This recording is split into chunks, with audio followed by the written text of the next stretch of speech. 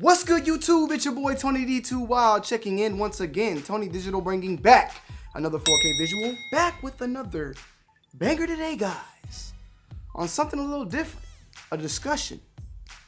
What's the current state of the sneaker culture?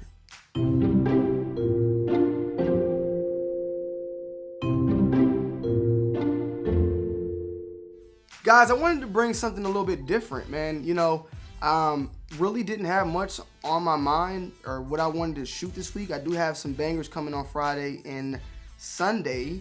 So with that time being said, I wanted to actually go into the mind frame and talk to you guys about something. This could actually be a topic or a discussion that we can later on talk about on the Two Wild podcast. But that is the current state of the sneaker culture that we live in. You know what I'm saying? The sneaker culture, what is it? You know, what do I think of what a sneaker culture is, a sneaker game, sneaker community and all that? It's an area or a field of people who love sneakers. You know what I'm saying? It doesn't have really that many requirements to be a part of or to enter in. You know, I won't lie to you, coming in when I was first starting this whole thing, it was a lot of things. It was a lot of, I could say, opinions and opinionated people that almost made it feel as if it was like a gatekeeping type of thing. And some people might like it that way compared to how it is now, because a lot of people don't like that buy your way in type of thing. You know what I'm saying? You got money, you can pretty much become a sneaker legend or sneakerhead overnight by buying everything and having this crazy awesome collection that everyone knows. And I can understand where those feelings come from, but at the same time, man, if you got the money, you got the money. But I wanted to kind of break down where it started and where it was at for me, and then where we're at currently in 2020. Because looking at this stuff now, it's almost as if we're in a cycle. Where we were at when I came in versus where we're at now, they're not really that different. But in between, there definitely was a lot. So without further ado, man, let's get straight into it, man. Let it ride. So to start things off, you know, the sneaker culture has been around since the 80s, way before, you know, Jordan's first Air Jordan 1 kind of really popped it off, in my opinion. You know what I'm saying? But we're not going to go and do a history lesson here. We're going to kind of talk about where it is and where it was when I came in. When I came into the game, I came in around 2014, 2015. Now, I've always worn sneakers. I've always, you know, liked to look fresh and get fit and make sure I got everything looking good, looking great. When matching was A1, I still match to this day, and a lot of y'all laugh about that. I like to match. Sometimes I go mismatch, but I do like to still match. But back then, the kicks and the shirt always had to match, you know, in high school and all that. But it was never like, for me, I need this Jordan 5 Grape or this Jordan 11 Concord. Because back then in high school, it really wasn't even like that. There wasn't these names that we have nowadays really back then. The only people that was really doing that was the Nike SBs. Those were always having those names way back then. I would definitely say that things started to pop off and especially get crazy was the Jordan 11 Concord. And I believe, and if I'm wrong, I will get the date down here, but it was 2011, I think, the Jordan 11 Concord dropped, and that's where people was buying and the resale game pretty much was born. The resale game has always been there, don't get me wrong. Reselling is it's been supply and demand. That's what it is. But the sneaker resale game, where people started to see that money could be made and this is a job. This ain't no side hustle. This is what I can live off and, you know, base a business off of. I honestly think kind of started popping off back then. So when I came in 2014 and 2015, you know, it was pretty much already somewhat established. You know, shoes were dropping and shoes were selling out. Even back then in 2014, 2015, you're talking about, you know, and it could even be 2013 in there as well. But the shoes like Toro Bravo 4s, Fear 5s, you know, I'll put some of the pictures up. Toro 4s, Fear 5s. You got Oreo 3s and Bel Air 5s. All these shoes, Laney 5s. These shoes were dropping and doing great, selling out completely. You know what I'm saying? And one thing that was different back then, which is starting to pick up steam now, was a lot of the non-OG colorways were the ones that were going crazy than just the classics. So like I stated before, you know, Green Glow 4s, Oreo 5s. Oreo 5s were like a shoe that sold over 250,000 pairs, one of the biggest releases of the time. And like these shoes that are not even retro classic colorways are doing numbers, doing crazy things. Master 12s, you feel what I'm saying? Stuff like that was just going bananas, and Master 12s are a little bit further on, but you get my drift. Things like that was selling out and going crazy. That's also when the bot situation came at hand. resellers were popping off, and to combat that were bots. Back then, resellers were basically foot soldiers. They were going and grabbing and getting stuff and, you know, doing it all that hard work in the streets. This is way before when everything started to push more and more towards the internet and apps. There was no apps like that where you would purchase, like, you probably can get it on Foot Locker on the phone or whatever, but it wasn't like only app. The first come, first serve was still alive and well. And then, you know, later on time, that all disappeared, and we started getting all these different apps that were requiring you to, you know, use the app to get the shoe, and first come, first serve started to somewhat split out, and raffles started being more and more popular, especially with people getting robbed, people getting killed. A lot of people have lost their life because of this sneaker stuff at the end of the day. But with that being said, in those time periods in the beginning, we saw the emergence of the resale game, the bot game, and somewhat a different sector in the sneaker culture. Fast forward to the current day, right? The sneaker culture consists of, I would say, maybe 4 type of people, or 3. I guess you could say 3. The sneakerhead, the person that cops, buys shoes, and they're in it for the love of the story and everything about it. The hype beast, the person who really doesn't do that much research. Whatever they find is cool, they go and cop, and they go and grab it. It don't matter. Like, oh, this is cool, Travis Scott wore it, I don't know nothing about it. Bam, I'm gonna get it. Bam, you know what I'm saying? And then last but not least, the reseller, the person who's making the living off this, the person that's buying the shoe to flip, and they don't care. They're gonna cop 50 pairs, and they're gonna bust your cantaloupe and flip it. And then there's a person, I would say, or just, you know, if you're one of those, you could be multiple of those. You don't have to just be one. You could be a sneakerhead and be a sneaker reseller. You could be a reseller and be a hype beast. You could be a hype beast and still know your stuff. I mean, I've been a hype beast at times, and I still know my stuff. You could be all 3 of them. You feel what I'm saying? There's a lot of people like that. So with that being said, that is the, you know, modern type of individual when it comes to the sneaker culture. And a lot of people, and I would love to open this discussion. This is a discussion video that I would open up to the comment section on how do you guys feel about that. Some people don't care. Some people do care. Some people feel like the sneaker game, the sneaker culture has been exploited by culture vultures and people like that and resellers, you know, and I would just love to know what you got to say. But let me go ahead and fill in the in-between before we get to the current once again. Beginning and then the middle. The middle years were the years that was really weird being a sneakerhead. It's almost like a sneakerhead, your shoe tube dead, is sneaker YouTube dead, is sneaker culture dead, and all that stuff. That stuff started popping up because what started happening is these unretro colorways were no longer selling out, and things were beginning to sit more and more than ever, and you was able to get stuff easy. You know, only things that were really popping were the collaborations, the Yeezys and stuff like that. But then even the Yeezys started getting easier and easier to cop. You know, and during that time, I would honestly say, like, a lot of stuff was sitting, but that was the emergence of the clothing aspect to the sneaker culture. You know, clothing and sneaker go hand in hand, but during that time period, I feel like they meshed like ever before, and you started getting a lot of people that was doing both, you know, and you get a lot of YouTubers like Snellville and even Kais, people that was, you know, buying the Supreme, buying the Bape, the Off-White, and it was becoming a part. It was getting meshed together with the Off-White, Jordan collaboration, clothing brands collaborating with sneaker brands, stuff like that started happening. Even me, I dipped and dabbled in Bape, dipped and dabbled in the Supreme, and that kind of brought that all to, like, in a line. You know, Supreme's always been popping off, but it was never like sneakerheads, bro, being honest and not knocking. Sneakerheads can be a white tee, blue jeans, and then you got some Dornbecker 4s on your feet. You know what I'm saying? During this time period, though, that's when the fashion side started embedding into the sneaker side. The whole thing had to be in union. Man, go look at some old pictures of, you know, LeBron James and what these boys was wearing back in the day, Tim Duncan and them, and you look at them now. You feel what I'm saying? Like, that time period is where swag started getting embellished into the sneaker culture. And I'm not saying, I'm not knocking.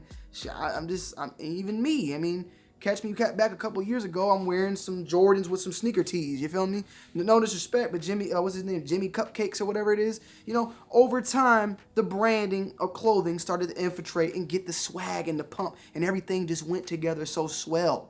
To now where we're rocking Chinatown Market instead of a sneaker tee with a bull on it that matches the upcoming Jordan 11 release. You know what I'm saying? No disrespect, but we're keeping it 100. We all been to this sneaker tee days. You feel what I'm saying? There ain't nothing wrong. You still rocking sneaker tees. Ain't nothing wrong with that. I'm just explaining my point of view here. And then with that being said, it brought a whole different thing. You know, Fragments, Off-Whites, Just Dons, like just tons of collaboration. Ronnie Five, Supreme, Bait, collabs for this shoe, that shoe. That just started a whole nother thing of the collaboration between the clothing lines and the shoe in the shoes, and even more and more as that goes on. Hype increases. Hype. You got the hype beast now. You got the sneaker. You got the hype beast and the sneakerheads and the resellers now all going after these shoes, and it starts to slowly once again get shoes back of that limited feel. Like I stated before, we started in where it was, you know, sneaker culture. And in my opinion, honestly, back when I first started, when I first hopped into the game, it wasn't 3 people. It was sneakerheads, and then it started off sneakerheads. Then slowly resellers came into the game. Once we started getting into that Supreme Bait days, you know what I'm saying? That like we're talking about now, in that middle in between, that's where the hype beast was born. That's when you got these rice gums on YouTube, Supremed out. You know, basically, you just throw somebody $1,000, make me a fit, you throw it on, and then you're good to go. You feel me? The buy your fits, you know, that's where that started to go. And it went on. And now you have 3 people going after certain releases where it used to be just 2. And then as that moved on and moved forward, the elimination of bots. Bots started to slowly fizz out. You don't see people selling bots like that anymore. There might be an AIO bot floating around here and there, but you may wonder where those bots are going. Those bots, those recipes are not being sold no more. What's going on is you got the guys that are making the bots. I can make $5,000 selling you that bot, but I ain't gonna never see you again. 5,000, check it, peace out. Or I can open a raffle and have you keep coming, and I keep the bot to myself, and I'm running the bot on my end, and I'm just, and I got 50 people paying me $100 for a Yeezy, and then they come back for the next Yeezy for the same thing. So that's where that started. That's where the bots and everything started to fizz out during that hype beast stage. And that hype beast stage, I would honestly say, to me personally, was 2015, 2016, all the way to about 2018-19, last year. Like, it started to slowly fizzle out. 2020 is a whole nother chapter. What's going on right now is not what's going on last year, and we'll get to that in the next point. But that's where that started, and that's also where the resale game just went bananas. The resale game is at an all-time high, and that's where it was really growing and growing. You got the resellers, you got the pre-orderers, you got the botters. You got everything now. You got multi-million, probably billion-dollar total companies all together now making money off of the sneaker culture and just off of that. And I salute you, man. If you can make it, you gotta make your money. You gotta make your money. But I definitely would love to know what you guys' state and opinion on that type of situation. Do you like it? Do you not? You know, I would love to know. I would love to know about that. Now, fast forwarding to 2020, where we're at now, and where we're at now is a whole different ballgame. With the rise of COVID, everybody being at home, and me personally, saving money, more expendable money. Some of us are out here, well, probably majority of us out here, have somewhat struggled from the COVID incidents. I understand that. But I know a lot. I mean, a lot of y'all in the comments is good. Y'all got unemployment, or y'all working from home. It is what it is. I know this COVID has not stopped anything for a lot of y'all out there, including me. With that being said, you ain't going out to eat like that with wifey. You ain't going to that water park. You ain't doing it. So you got that extra money. So what you doing with that extra money? You getting that next release and that next release and that next release. And with the slow drip and dabble of Jordan Brand slowly starting to bring those shoes back from those mom and pop shops to their website, it's a one-stop shop now on Nike's platform for everybody to get their shoes. And they're slow, and believe it or not, when everything's in one place, it's a lot of pairs, but it's only one place to hit, one target. So it moves faster than when it's spread out. It's hard to know where, you know what I'm saying? So with that being said, we're seeing more and more sneakers selling out completely. Some are sitting. I mean, the Indigo 12, I heard they're sitting at the malls right now as we speak. But laser orange 3s, Jordan 5, the grape ice, the satin snakes, the tie dyes, breads, flints. A lot of these shoes, fire reds, a lot of these shoes have sold out this year. You know what I'm saying? Did well. Like, the outlets ain't hitting like that. You don't see those outlet pictures popping up like you was seeing for the old women, the women exclusive Jordan 8 Mellows or the Jordan 11 Low Navy gum bottoms. Remember all those that were just hitting those outlets and just doing crazy? Jordan 11 Legend Blues. I mean, we don't see no breads hitting outlets like that. Now, maybe there's somewhere floating around. You can find a Marshall picture that could be finessing you, but you get the point, what I'm saying. Right now, man, we are back at the high ground, at the high end of sneaker culture, sneaker hype, sneaker reselling, and all that. Right now, we're at a prime, bro. It's at all time. My views have went up. My views have went up significantly from last year. And it's probably due to a lot of people being at home and watching videos due to the COVID thing. But I know also the review numbers, the number of the eyes on reviews, on sneaker reviews and stuff like that is increased as well. And I think it has a lot to do with the sneaker culture, man. It's back. It's back, believe it or not. And sneaker culture is not just sneaker YouTube. It's on Twitter. It's on Instagram. It's in the streets. It's everywhere. It's not just like YouTube is not just the foundation of sneaker community, sneaker life, whatever. I mean, you know, it's way bigger than that. There's sneaker collectors bigger than me on Instagram that you probably don't even know about because you probably just watch your stuff and get your information on YouTube and YouTube only. So, you know, you learn more and more about it, and you begin to see that this community is way bigger than what we think. You know, there's people on Twitter that are it's a sneaker Twitter that's popping. You feel me? But right now, man, I feel like we are back at a pinnacle of sneaker culture. You might not like where it's headed or where it is, but right now, man, it is popping. This is the biggest time where you can make money selling shoes, producing content about shoes, just speaking, whatever it may be, taking pictures on shoes. We even have now a new avenue that I'm a little skeptical of. I spoke a little bit about as well. At the same time, I'll keep it 100, man. Your boy, I might need to do it now if it's all good and gravy. But what we're doing now and what we're slowly getting into is independent people making sneakers. John Geiger has been doing it for years. SIA has been doing it for years somewhere in America. And now we got this new guy by the name, or he might not be new, I just never heard of him until recently, Warren Lotus, who's dropping inspired, I guess you would say, blank Nike Dunk shoes with Jason's face on it, and I think selling them for like $300 a day. They're flipping and dipping and tripping. We had a little altercation about this back in the day, where I was telling y'all about people, stores selling quote unquote custom Travis Scott baby sizes, when in reality it was fake Travis Scott's being made in China being brought in, but they were putting the name custom on it to do it. And I honestly believe this topic will need to be sit down and thought about, and it's going to be something that it's a whole nother topic that maybe we might need to do next week, because it has a lot to do with customizers and what's going on now. And that's a whole nother thing we even talk about today. Like, customizers have made a big progress from way back then to now. Look at Mach. Look at that. Now, I'm probably saying it wrong. Mach, Mooch. My man Mach, man. I got shoes from him. I always say his name wrong. You guys gonna correct me in the comment section. But you get what I'm saying? Like, we're in a really weird situation when it comes to this. Because it's just definitely weird. I mean, what's going on with Warren Lotus at the same time? I say that. But Bape did the same thing, and Bape is well known for pretty much taking the Air Force One base and flipping and dipping and tripping and making something out of it that we all love. I love Bapes. Warren Lotus is doing something, and with a Jason Dunk, in my opinion, though, the difference is that, you know, what he's making is can be confused. So when I learned about copyright infringement and stuff, the main thing that these brands look for is confusion. If you look at something and you can be confused and think it's a certain brand, that's where you can get this cease and desist and get sued for it. So if you look at a shoe like, oh, that's a Nike, then that's a problem. You should be able to easily distinguish what you're looking at. You see a Bape with a shooting star, not a check, you're going to be like, that's a little bit different. That's not what a normal Nike is. So you're going to question it.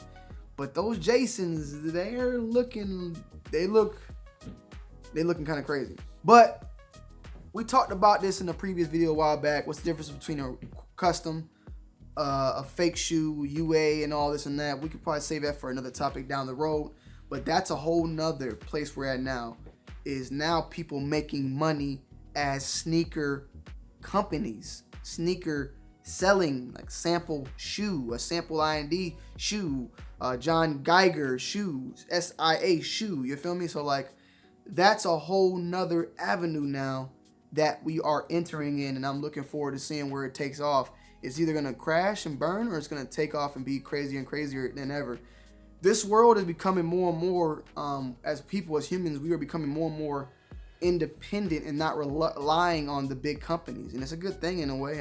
Small businesses is always a good thing for me. I mean, that's where I started, that's where I'm at now. What I mean by that is we're used to growing up and watching TV and watching the stars and watching the celebrities, to now being able to be a normal person and somewhat be a celebrity in your own way.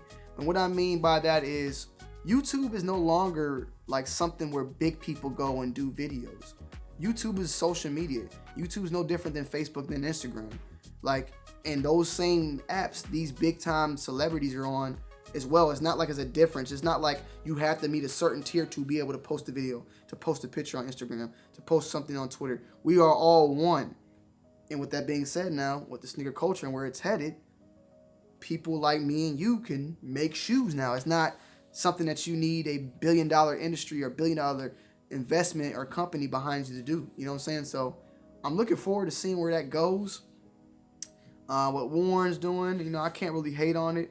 My honest opinion, it's a little bit this. I can't really tell. I can't really put my hand on it because I know what he's doing, and I can't tell like if it's a custom or not. You know, what it is basically buying base dunks, which if you was to put a check on it, would be an unauthorized fake dunk, but taking that Nike check off and putting his logo on it and selling it.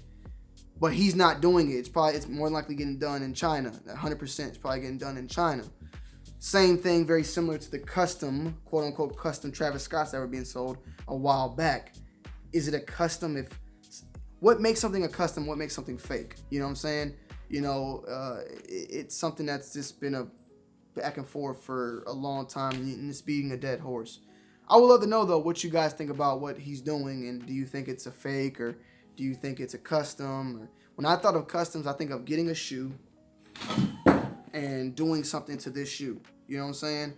At the same time, what he's doing is no different than what Shoe Surgeon is doing. Shoe Surgeon will, you know, pretty much cut all this up and put ostrich skin on it, and bam, you know, he did it with multiple different shoes. So, and we call them this and that, we call them this and that, and you know, it is what it is. But that leads us to where we're at now in 2020. I think we are at a very, very high point in the sneaker culture. If you want to get involved in it or whatever, it's definitely a good time. There's money to be made. There's room for everybody. Do what you gotta do, man, and don't ever let nobody tell you what you need to do or what you gotta do to be this or be that or have a collection. That's just been my main thing. But I really wanted to sit down and talk to y'all about it and kind of break down, at least from my perspective, and also open up to you guys to hear your perspective on the current state of the sneaker culture and how you feel about it. How do you feel? Do you feel we're being exploited? Do you not like it? I would love to know. Me personally, how do I feel about it? I have mixed feelings. I mean, I think it's had a great thing. I think it's built a lot of relationships for me, a lot of networking and love from a lot of people. I do feel like it can be exploited by certain people that have no knowledge, nor do they care. There's a lot of people that, you know, they got money. They don't give a damn if, well, they give a damn because it makes them money. They don't give a damn about the love. They give a damn about the money. And that's where I draw my line. I do love what I do, and I do love this culture, and I love everything about it, and I love shoes. I get a feeling when I get a shoe that I've been wanting for a long time, and I get a feeling about shoes that I buy and regret down the road. Like I regret because I care, like, in ways. It's a love for this stuff, man, and I'm enjoying it. So it is what it is. So yeah, guys, I hope you guys enjoyed today's video. Make sure you leave a like, comment down below, and subscribe to the channel if you're new. Make sure you guys go follow me over on Instagram, Twitter, Facebook, Twitch, everything at Tony D2Wild. And I'm going to see you guys on the next one. Click that bell, man. ASAP Rocky. Hit that like button and sub. And I love y'all. And I'll see y'all on the next one. It's your boy Tony D2Wild. Checking in, checking out. Peace.